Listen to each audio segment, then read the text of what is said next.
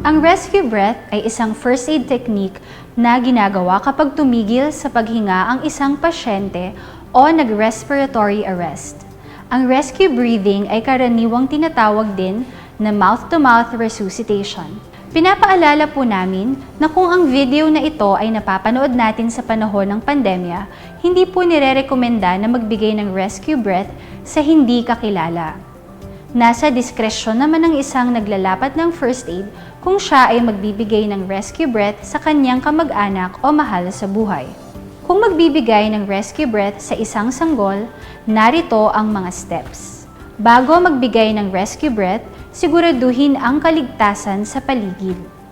Magsuot ng mga necessary BSI or Body Substance Isolation gaya ng gloves at mask.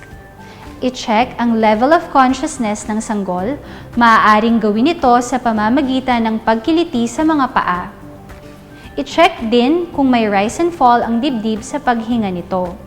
Kung walang breathing at ikaw lang mag-isa, magbigay muna ng 2 minutong atensyong medikal at saka tumawag ng emergency medical services. Subalit kung may kasama naman ay maaari nang magpatawag habang isinasagawa ang first aid. I-open ang airway ng pasyente, maglagay ng tuwalya sa balikat ng pasyente bilang alalay. Gamit ang mouth-to-mouth and nose resuscitation, hingahan ng sapat ang bibig at ilong ng pasyente once every 3 seconds. Ulitin ito ng 20 times. Siguraduhin na natatakpan ng buo ang bibig at ilong ng sanggol.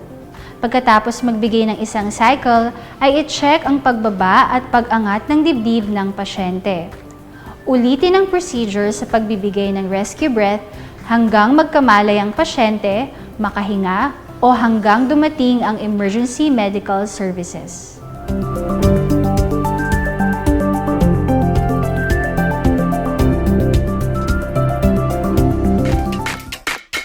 To learn more about first aid, emergency preparedness, and disaster awareness, don't forget to click the subscribe button.